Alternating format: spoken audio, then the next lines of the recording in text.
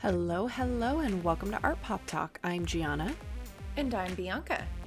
Today we have an Artpop Talk with Dan Lynh Pham, a Vietnamese artist and illustrator working in the Tulsa area. We cannot wait for you all to listen to this interview. Dan is fantastic, but before we get into that, we actually have an important art news story to cover, which is the 2-year closing of the National Museum for Women in the Arts. Let's do it. Hey. Gianna's sporting a cute little new haircut today. Oh yeah, she got the infamous curtain bangs because she's bored. It looks good. I love it. Yeah, I like them too. How are you, my dear? I'm doing well. Not too much to report. Boy of APT graduated with a master's degree this weekend. So he did. Yay. Yes. Good job, Andrew. And I heard other boy of APT is going into a grad program as well. Yes. Theben was accepted into OU's NBA program. So he'll be doing that starting in the fall, which is really exciting. Yay. Making moves. Oh, yeah. So before we get into our art news today and our amazing interview with artist Dan Lynh Pham, Gianna, there were a few pop stories that I just thought we needed to cover quickly, which is that Ariana Grande surprisingly got married. And yes. how do we feel about it? You and I just haven't talked about it yet, so I just thought might as well get your take on this podcast that we do. Yeah, I'm excited for her that it was kind of an secretive or incognito event for them. I hope it was what they wanted. I'm sure we're going to get more information about it soon. We haven't had any photos or any kind of interaction with her on social media about it, so I've been waiting for that to drop. But yeah, it's good for her. That's awesome.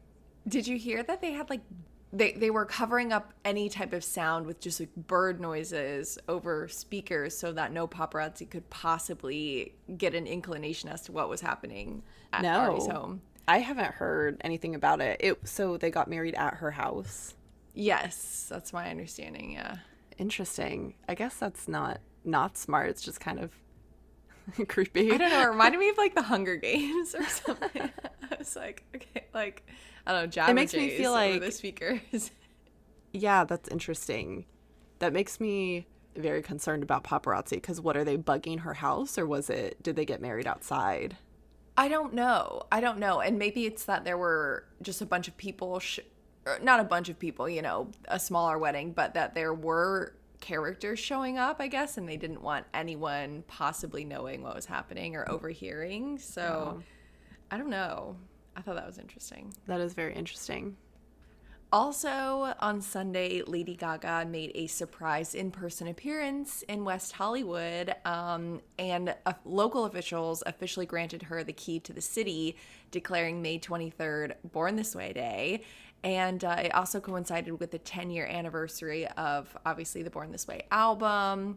So I thought that was cute. I was happy to see Miss Gaga out and about, and that makes me excited for, Chromatica. I was listening to it this weekend, which was also the year release of Rain on Me, and I thought of you. And I missed our recording session that we did in your old house. It did, in fact, rain on me. Wow, it's all coming together. Yeah, I can't believe it's been almost a year of Chromatica. I saw Bianca in our Slack feed, which is what we use to communicate for Artpop Talk. She put in look into prices for, was it Lady Gaga tickets or press release tickets? What were? No, I'm trying to get behind the scenes press access for APT to the Chromatica concert, and I literally typed in Slack, look into press tickets for my to-do list. So, I'm just trying to bring the listeners premium content. That's all I'm trying to do here. I'm just trying to do my job. So you're doing a great job. Appreciate you. Thank you. I'm really excited. I was listening to Chromatica quite a bit over the weekend when I was kind of driving back and forth. And, I'm feeling really ready. I told my best friend, Miss Elizabeth Green, who will be coming on the podcast next month, I told her my biggest fear as we kind of go into the summer and make summer plans is that I am waiting in line for the bathroom when Rain on Me or a song from Chromatica plays in a dance hall, and I can't let that happen. It would be the death of me. Yeah, what a travesty that'd be. Speaking of premium content, though, I started reading Yearbook, which is Seth Rogen's autobiography, and it's pretty entertaining. It's really funny. So if you're looking for like a good, easy read to introduce your hot girl summer, I would definitely recommend Yearbook. You know, Jenna, it's funny you say that because I was at Barnes & Noble this weekend, and I saw that book. That was the first time I'd really, I guess, seen it. And I was like, oh my God, we should talk about this on the podcast. And then, like, I saw on APT's story that you were reading it, and I was like, oh shit, like, look at the way the universe works. Yeah. Also, I tweeted at Seth Rogen and Roxane Gay, and neither of them responded, so I'm a little disappointed about that, but oh, well, it's okay. That makes sense. It's okay. If you're a listener, if you wanted to, you know, retweet that and give Seth and Roxanne a little shout out, trying to get them on the podcast. So it's all the Jewish puns in the book are really getting me. That's funny. Did you watch his pickle movie? I did. I actually did. It was okay. I really liked it. You know which movie I actually liked was the one he did about being a campaign writer with Charlize Theron. What was that I one didn't called? see that. That one was actually pretty funny. I like that one a lot. Didn't that one come out like prime pandemic? Yeah, it did. Months? And it came out before the like Jewish pickle movie, whatever that was called. I liked the pickle movie. I thought it was so funny. Yeah, it's cute. That one was funny listening to him talk about starring in both roles because he had to do each one at different times because he didn't want to shave his beard because, to quote Seth Rogen, nothing is worse than a fake beard in a movie. Oh, that's interesting.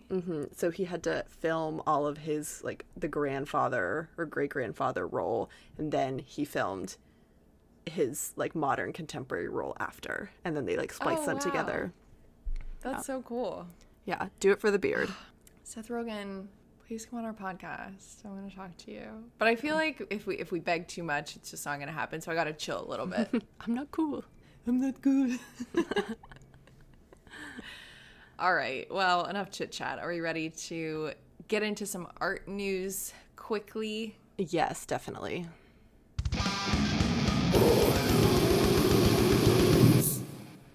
Well, last week, the National Museum for Women in the Arts announced that they will close in August for a 2-year renovation that will add gallery space and an education studio, improve accessibility, and upgrade the mechanical system in this historic building. So the project is said to be about $66 million, and it is actually the first renovation since the museum opened in 1987. Director Susan Fisher Sterling said, quote, "This renovation really is the preservation project that allows for the reimagining of the space." The museum founder, Wilhelmina Cole Holliday, and her husband Wallace spent $15.5 million to buy the building and renovate it before it opened. And Wilhelmina actually just died this past March at the age of 98.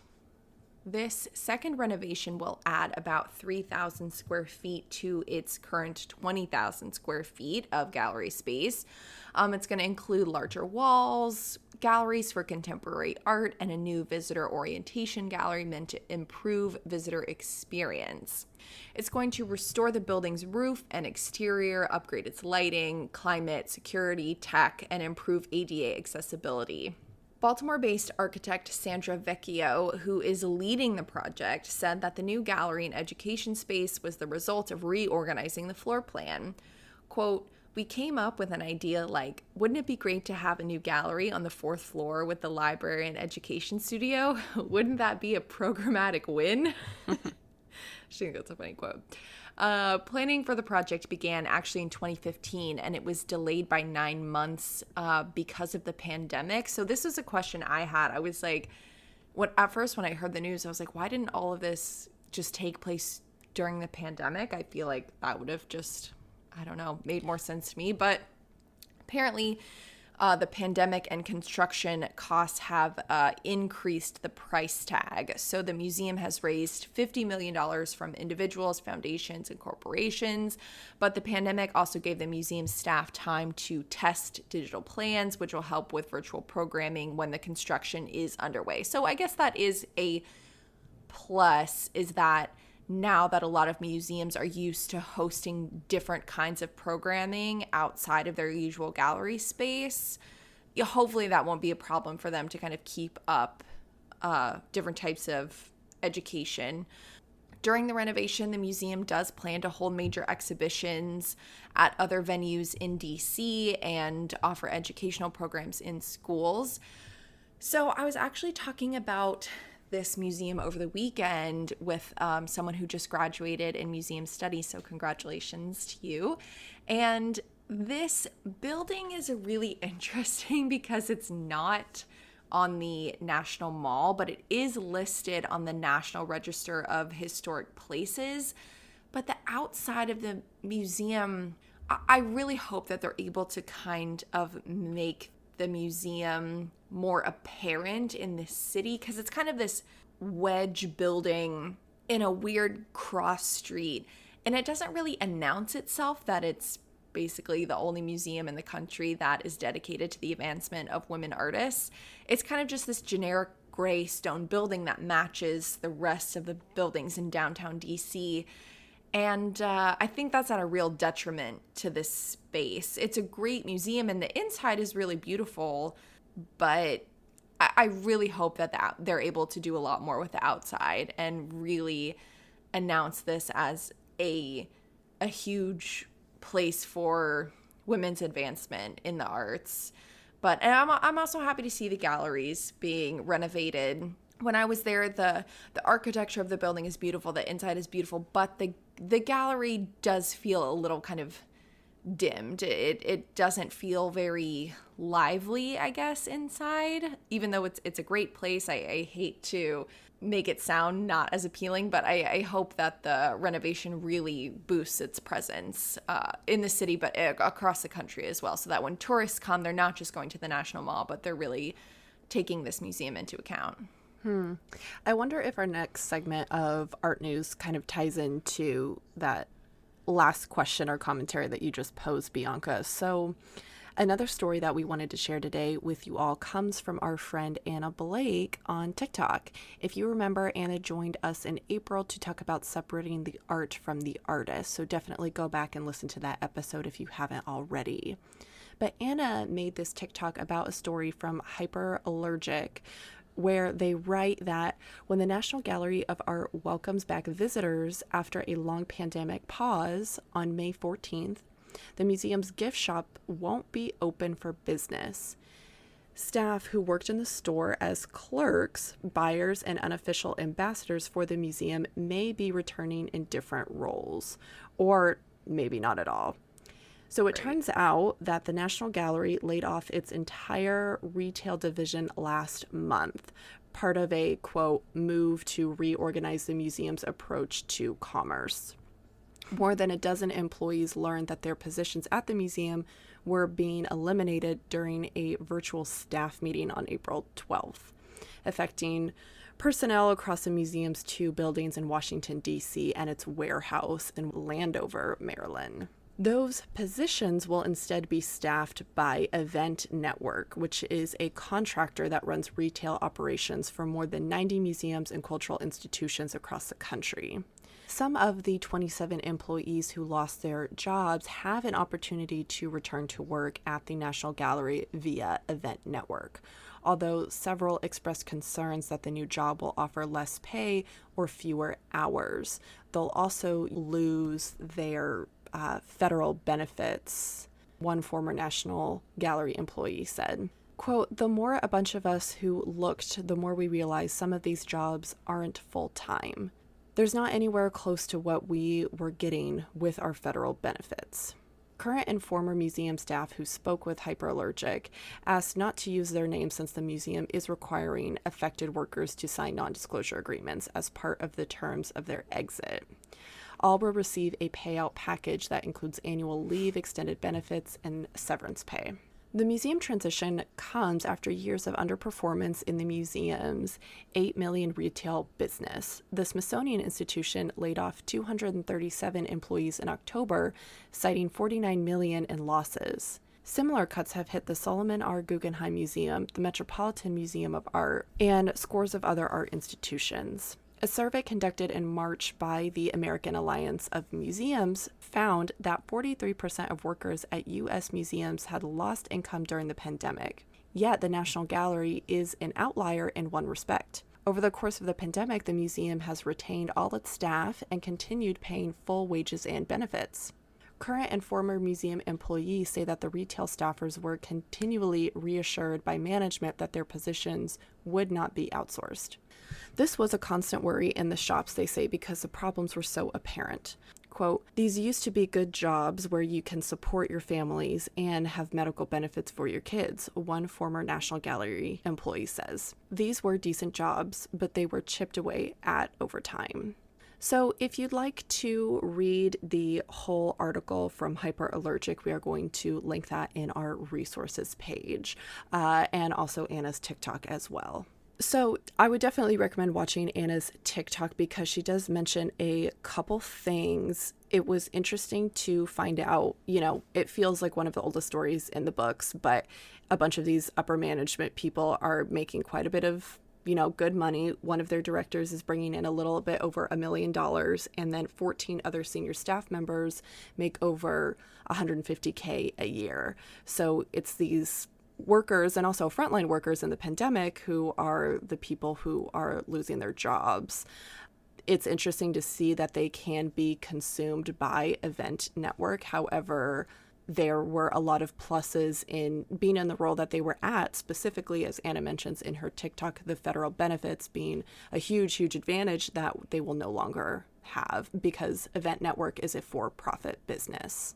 Yeah, this is just so ridiculous. And I know that this has been going on in museums for a while. This also takes place a lot of the time with security staff, which is something that, for example, accounts like A Better Guggenheim and Change the Museum have been talking about over the course of the pandemic, that frontline workers in museums are not getting the benefits, the pay that they deserve for being frontline essential staff, let alone they appear to be expendable by the institution that they work for. And that is so disrespectful in the first place, but it really is a detriment to art institutions. I mean, I don't want to work for a place like that sees frontline people as not worthy of pay or benefits. I mean, it's just ridiculous. These are the people who are protecting everything that you value inside, and for you to throw them away and fire them like that is just, it's absolutely ridiculous. And I feel terrible for also the National Gallery employees who found out about this over a Zoom call. Yeah, I mean, that's hard. That's just the cherry on top of it all. It's kind of hard to see a museum also outsourcing like big business at the same time. Like I'm not going to pretend like I know all the ins and outs of museum gift shops and how people are attaining their museum merchandise, and big business is probably a part of that. But to outsource it in this way and then know how it's going to cause this huge detriment to your employees who have been longtime loyal employees in good standing is kind of hard to see. Yeah, and then making them sign an NDA. What the fuck is that about? Right. What the fuck is wrong with you? Right. I'm sorry, but you're making your fired employees sign an NDA because you don't want to pay them benefits? Yeah. I'm sorry, that makes me so mad. And again, you're right, we don't know all the ins and outs about it, but what the hell? It would be really interesting to do a follow-up on this story and maybe other museums who have had to make decisions, particularly in the pandemic when it comes to pay. We have a Artpop Tart that was writing a thesis about pay in arts fields and particularly women's experiences and relationship to that, and particularly what's going on during this time. So it could be really cool to have her on if you guys are interested in exploring topics like this a little bit more. Oh, definitely. And we can link that Instagram on our resources as well. Yeah, she's got some that great Instagram page is awesome. Infographics for Onyx. Yeah, we'll link her Instagram. My thoughts are with those employees, and it's really important to keep talking about this. And I'm really grateful for Anna, who made the TikTok about it, and hopefully that reaches a large audience and people know what's going on. It's really messed up to see museums take action like this. It's really disheartening. So Absolutely. And if anyone wants to come on the podcast under a pseudonym, you are more than welcome. Oh my gosh, that would be amazing. Or, wow. We won't disclose any of your information, but if you want to talk about your experience, please come on. That's what we're here for. But we are very, very excited in some better news to have our guest artist on today, Dan Lynh Pham. Dan Lynh Pham is a Vietnamese artist and illustrator in Tulsa, Oklahoma. Pham uses a variety of arts mediums from watercolors, sculpture, and digital art and illustrations. She completed her BFA in studio art at Oklahoma State University in 2016. Pham had solo shows in Oklahoma and Texas. She has been featured in publications such as Explicit Asia, Everyday Humans, A Slut Zine, and Modernista Group AP Publishing. Pham's work focuses on her ongoing fascination with her identity, socialization, and the construction of culture. Her work aims to redefine what it means to be an Asian American woman. I feel like everyone's going to love her work, but our Oklahoma girlies, gays, and theys are really going to appreciate, I think, the cowgirl aesthetic that we're being provided in Pham's work. I'm just so obsessed. We're going to link all of Dan's resources for you, her Instagram, also a place where you can go and buy those fabulous prints. I got to get on there and buy the cowgirl. I'm really excited. So we hope that everyone enjoys our Artpop Talk with Dan Lynh Pham.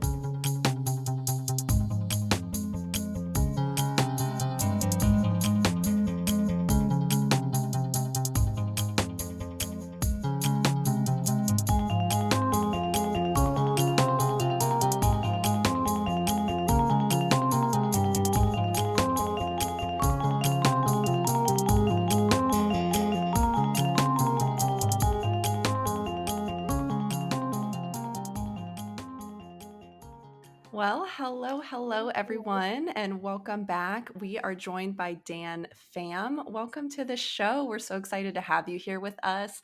We were wondering if you wouldn't mind, can you please introduce yourself to our listeners and talk to them a little bit about the core ideals associated with your work? Of course. So I'm really excited to be a part of this show. My name is Dan Lynh Pham, and I'm a Vietnamese American artist. I was born in Vietnam and moved to the States when I was 1, and I've been in Tulsa, Oklahoma since I was 6. My body of work focuses on identity, socialization, and the construction of culture, and I'm trying to redefine what it means to be an Asian American woman and tackling pre-existing stereotypes. Dan, thank you so much for being here. I also wanted to say that we were recommended that Dan come on the show by a listener. So that's really exciting. We're really happy to have you on. I was reading some interviews about you, and I was reading one that said you actually took a hiatus from art after your graduation. But with the pandemic, you said that your Instagram actually became, quote, a public journal of private life. And the pandemic has either forced us to or allowed us to kind of return to different projects and reevaluate kind of these many different paths that we who study the arts can take. So can you talk a little bit about your hiatus from art and why you returned to it, and how Instagram became kind of a base for that return? Yeah, of course. So after graduating, I spent most of my time trying to secure like a 9-to-5 kind of job. And I really wanted to fight against the whole like starving artist stereotype when I graduated from school. It's just mainly to prove to my parents that like you can obtain a job with benefits and like a 401k with an art degree. So I was consumed with that mentality of like adulting, I guess. And I somehow fell into the rat race of life and got caught up in this competitive routine and grueling pace of life. Essentially, I was just too burnt out from keeping up with that rat race during those 3 to 4 years post grad to make any art. And I used to get like really embarrassed when classmates or professors asked if I was still creating because I didn't make a single piece of artwork since graduating until 2020. So when the pandemic hit, it gave me a lot of free time. And I was also feeling a lot of worry and stress just because of everything that was going on.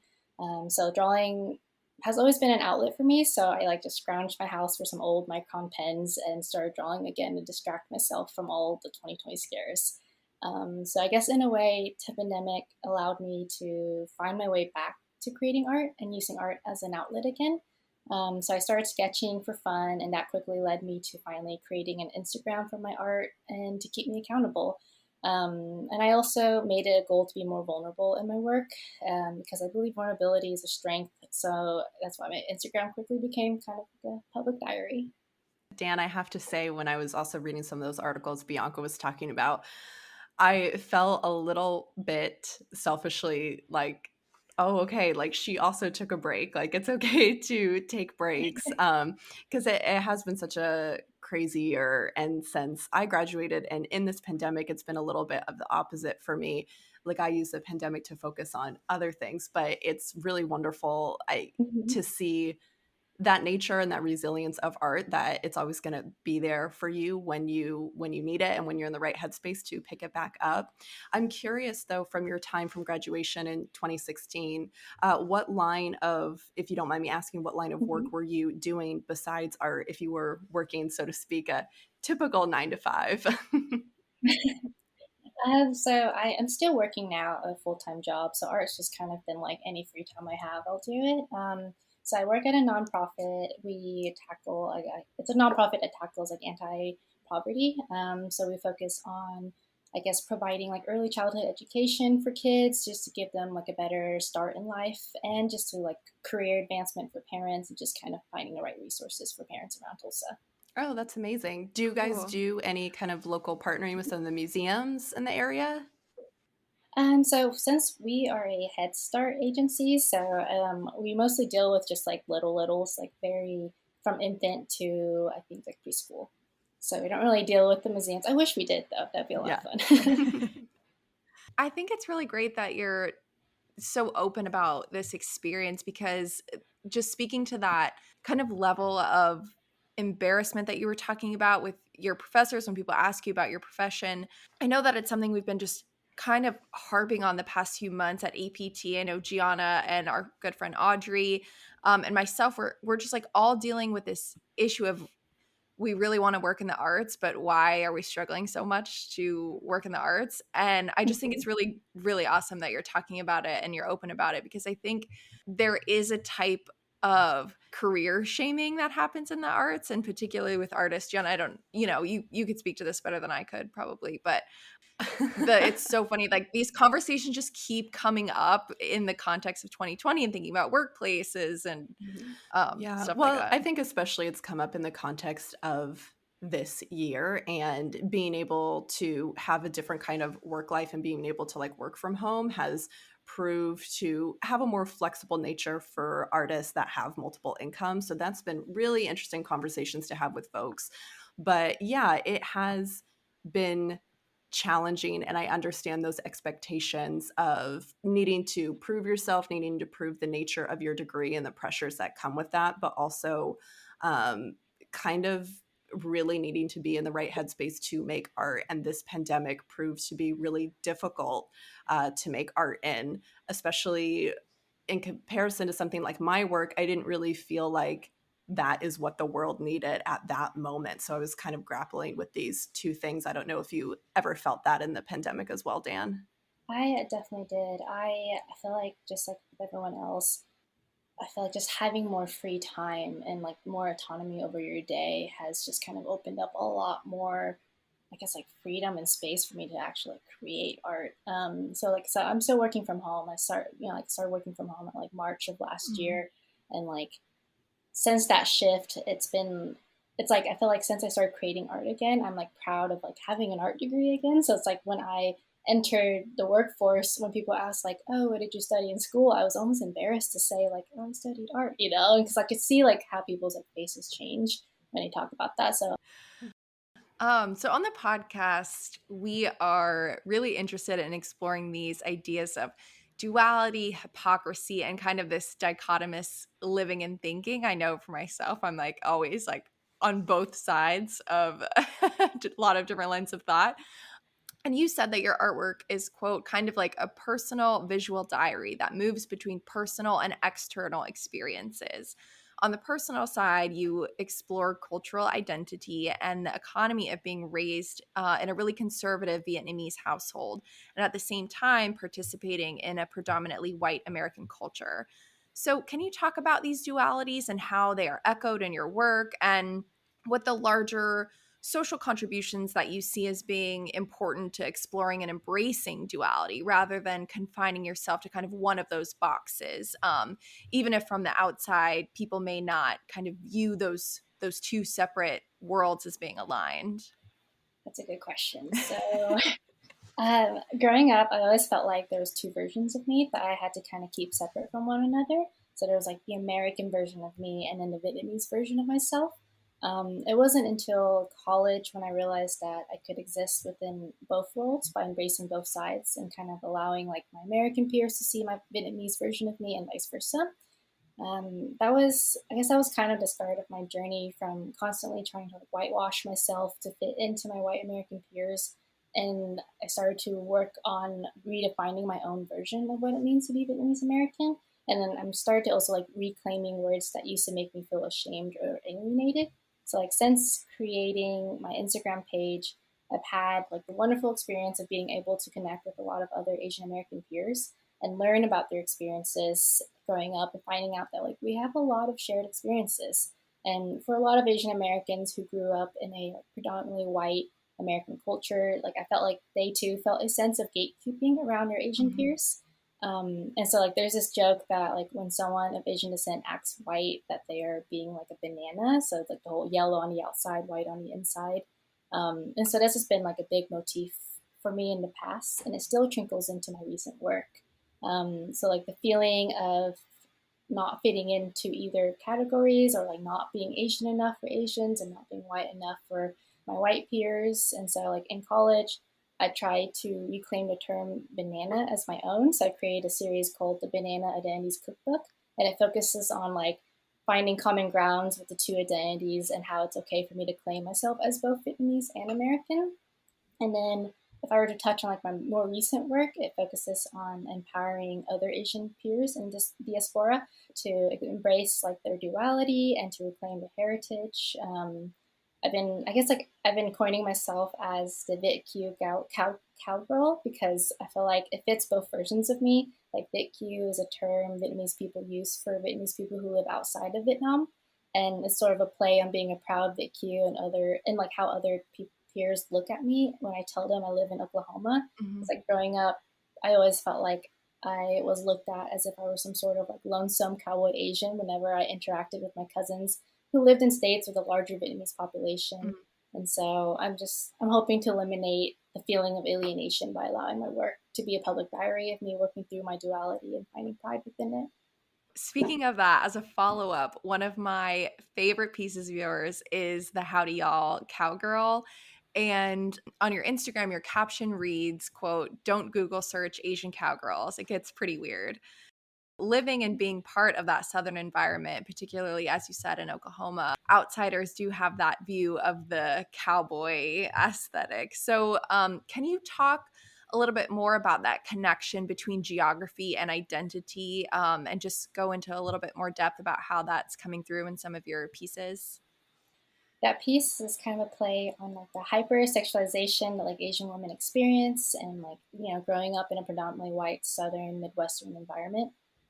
So like if you Google searched anything with the words like Asian and girl together, it gets you into like a weird part of the internet where a lot of the images are like hypersexual images of Asian women. And then on the flip side, if you Google image something like with the words American and girl, the results are not nearly as sexual. So like for the longest time, I felt like I couldn't partake in that cowboy aesthetics due to this hypersexualization. But I wanted to like make this piece to highlight this sexualization, but also reclaim it with an imagery of like the modern day Asian American woman that's like strong, she's hip, she's cool, you know. So it's like the cool, strong Asian cowgirl. Dan, as you were just speaking about and looking at your writings in your work, you aim to redefine what it means to be an Asian American woman. You are changing that definition and how that definition meets the goals of your work. And I think even that example of that banana is so interesting because not only are you bringing a context of vocabulary and kind of slang into your art, but you're also creating those visual languages and letting others be a part of that conversation as well. So Mm-hmm. your pieces involving like food in particular, I think are fascinating. Also at Artpop Talk, we like to fixate on how the intersection between the arts and pop culture kind of take place in our world. And as Gianna was kind of saying, we also see that happening in your work as well. So how do you kind of see value and purpose in merging these ideas of art, pop, and identity? So identity is an integral part of my work, and I draw from my lived experiences to create my work. Current events have become like, such a large part of artistic expression, especially on social media, and it's hard not to be impacted on a personal level by those current events. Since my work serves as a personal diary, my response to those current events naturally flows into my work. And so the style of my pieces being like loud, colorful, and graphic mainly serves to help position Asian women as loud, strong, powerful, in contrast to stereotypes of Asian women being like quiet and invincible. And looking at some of your writings, how you talked about this idea of the female warrior and breaking that idea of wanting contemporary Asian women to not be seen as docile or submissive, but to go back to that history of the matriarchy and have these contemporary warrior women, which is so cool. And I think that really comes through with your, I don't want to say aggressive, but really assertive color palette as well. So we wanted to Thank talk about, you. yeah, of course. We wanted to talk about your piece that you sent us called Same Old, Same Old. In the work, the text reads, quote, "An Asian hate is not new." So can you please talk about this work a little bit more and also share with us how the arts and pop culture can eject us from that same old way of addressing Asian hate crimes? So I made that piece in response to the Atlanta shootings that happened in March this year, where the shooter targeted Asian women. I was infuriated at how the media handled it, per usual, and how they gave the shooter, who's a white male, more respect than they gave the victims. Like I watched as they like butchered the victims' names and how they gave the shooter like positive intent by saying he was just having a bad day. Um, I feel like Asians have always had to fight to be seen, just because our like model minority status leaves our pain unseen, and so Asian Americans are constantly fighting to be seen in the same class as white Americans because we're always seen as perpetual foreigners. So with the rise in Asian hate crimes in the past year, I feel that people think that this hate is something new that Asians are experiencing, and it's not. Asian hate and xenophobia have been around for the entirety of American history, and I feel that prior to the pandemic, I remember people would be shocked when I tell them a recent racist experience I've had. It would always met with like, "I can't believe that happened to you," and that always leaves me thinking like, no, it's been happening for as long as I can remember, you know. And so that piece spared a lot of like vulnerability from me, just to share my experiences growing up, being hypersexualized, and just kind of making note of the things I grew up just feeling like thinking it was normal to hear that, and then realizing as an adult like that's not okay. Um, and it was my way of using the arts and pop culture to kind of further humanize Asians in our experiences. And I was kind of just using my own experiences to help humanize the Stop like AAPI hate movement and to give it a sense of gravity. Mm-hmm. I am also curious, just in light of the pandemic, and also, again, as you say, not recent aggressions, but aggressions that have been pushed to the forefront during the pandemic. What kind of, I guess, feedback or criticism or involvement of your work are you getting with the community, or in particular in Tulsa? Have you had the opportunity to show in the pandemic, digitally or virtually? I'm just curious about, hopefully, the camaraderie or support that you would be receiving during this time. I am overwhelmed by, I guess, the support in Tulsa. I feel like I grew up feeling so alienated, and I feel like ever since I've kind of opened the doors for everyone to kind of read into my little diary post, it's been, I guess it's like the support has been overwhelming, and I'm really appreciative of it all. I got to show at Rattlesnake Cafe at VA, and just like everyone I talked to, or just kind of finding other Asian American peers that would come up to me and just tell me like I've experienced this too, is just so comforting. Even for like, it's like they felt comforted by my art, but then at the same time, I felt so comforted by their experience, just because I'm like, okay, it's not just me. Like, I am not crazy for feeling this way. But no, I feel like Tulsa has been great. I mean, again, like the art community in Tulsa is amazing, and I feel like they've just kind of welcomed it with open arms, and I'm really grateful for it. That's fantastic. That's so good good to to hear. hear. I'm trying to get to Tulsa, so I'm trying my best. I'm on my way, I promise. You guys can have a little party in Tulsa. That would be so fun. I do really need a good art pal, Dan, if I'm being real. So this has all just been to coerce you to be my best friend. Um, Come to Tulsa, it's happening. Things I was curious about is, since you went to OSU, Bianca and I are both OSU graduates. I'm curious as what exactly your degree was in. Was it graphic design or was it studio? And what did your work look like while you were studying in school? Was it vastly different from what you were doing now, or has it kind of followed like a nice pathway for you? Vastly different. I feel like if you looked at my work in college to now, it probably just feels like two completely different people who made it. But in college, I feel like I wasn't ready to open up about my experiences yet, and so a lot of my artwork, like I feel like you could see, I guess, like the pain in it, but you wouldn't recognize it as like an Asian American experience pain. So I went to school for studio art, but I did do graphic design for a year, and I just felt like I wouldn't be the happiest working client based. So I switched over to studio art. And so so my two, like, I guess, focuses was watercolors and sculpture. And so that's why I still kind of dabble in woodworking still. And then watercolors I have yet to touch again since graduation. But again, been very busy. But yeah, my work is very different. I think I have switched very digitally just for convenience wise, so I can still produce artwork at the speed that I need to produce it, and with the time frame that I have, like, I guess, to make art. But yeah, I feel like Yeah. it's very different. My old work was a lot of body parts, a lot of, I think it was more focused on like image, just like feeling like my looks and like how, like, just like not being represented. And so it was like I was basing off my image on a lot of like European beauty standards instead of like Asian beauty standards. And so my work in college touched on that a lot until senior year. I started to kind of walk into the Asian American experience. Wonderful, wonderful. Well, I think in general, I'm so blown away by the use of your figure. I mean, the way that you manipulate the body, and I love like all the twisted arms. I'm a big fan, so that's all I'll say about that. But if anything, I think just in listening to you speak about your experience at OSU, at least your background in figurative work and dealing with the figure at an early age or early time in your career has kind of led you to this work and be able to work more digitally. So that's cool to hear. You never know what your early work is gonna lead you into some other fun stuff. But I love knowing that you were in sculpture. I don't meet too many people from the OSU program that went into sculpture. I feel like we are a rare some individual.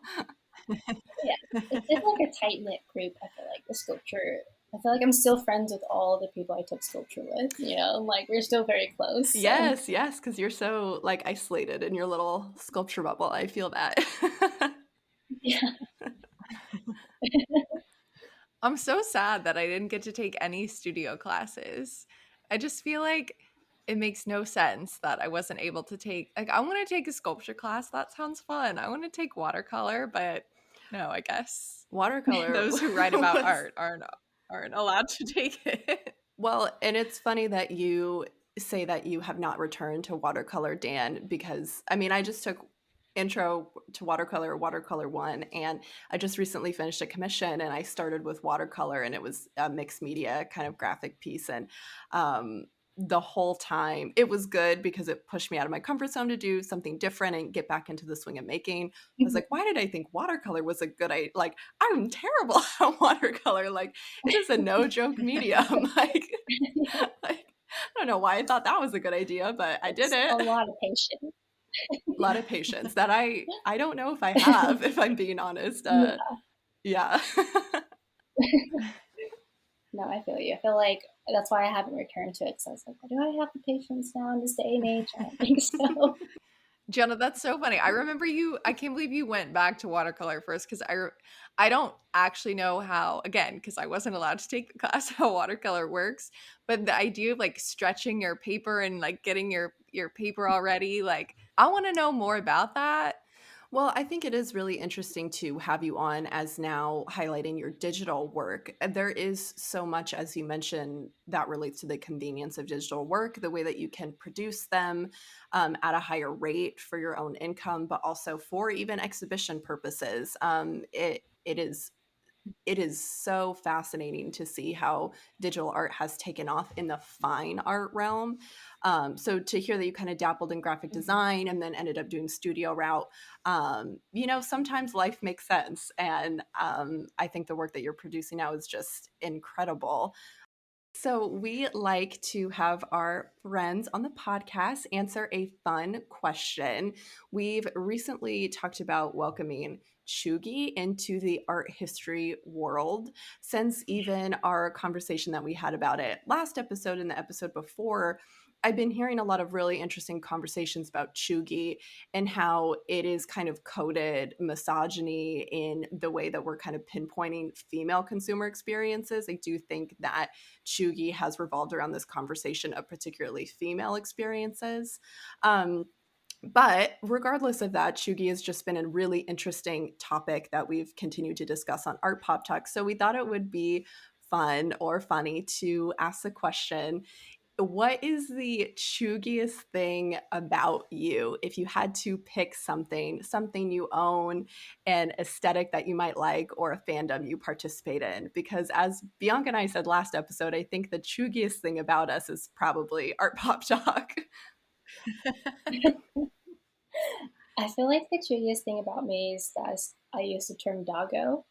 I felt a little bit attacked when I saw that on the chuggy list. Yeah. But I don't know. I heard that the arch nemesis to a chug is the hipsters, and I felt like I've always fell more into the hipster category in the millennial world. So I think that's keeping me from living like a heavy chug life. Plus, like the minute I heard that skinny jeans were out, I was immediately on board with that. I was like, "Yes, Zoomers, like please take those out. I'm ready." So That is so funny. See, but the thing is, like, I need my body needs some high waisted pants. I don't care yeah, what fit it is, but like, y'all, we got to keep the high waisted energy going. But I totally feel you on the doggo one because I felt personally attacked, when they were like, you can't say doggo anymore. And I like to say that. And I also like to say floofster. And I was like, oh man, like when I see a dog at the park, like, what am I going to call it now? Just a dog? That's not fun. No, I agree. You got to say doggo. Well, Dan, so before we let you go, where can everybody find you? Is there anything that you'd like to plug before this lovely interview ends? yeah. So you can find me on Instagram at danfemmit.art. You can also find my passion project with my partner on Instagram at still.mill or by visiting our website at stillmill.store. That's where you'll be able to able to buy prints. We're planning to include apparel, and if you're wanting to keep up with my woodworking, Still Mill is the place. And additionally, if you want to learn more about the history of like Asian Americans in America, I highly recommend watching the PBS documentary called Asian Americans. It's extremely informative on the history of identity and contributions and like challenges experienced by Asian Americans. So would recommend. Amazing. Oh, cool. We're going to have to add that to our watch list for our newsletter so everyone will know where to find that. We cannot thank you enough for being with us today. Bianca, do you have anything else you want to add? I think that's it. We will link all of Dan's handles in the episode show notes for you, so you won't have to go anywhere. Just click on her links. We'll also link that special for you guys. Dan, thank you so much for being here. And with that, we will talk to you all on Tuesday. Bye, everyone. Artpop Talk's executive producers are me, Bianca Martucci-Fink. And me, Gianna Martucci-Fink. Music and sounds are by Josh Turner, and photography is by Adrian Turner. And our graphic designer is Sid Hammond.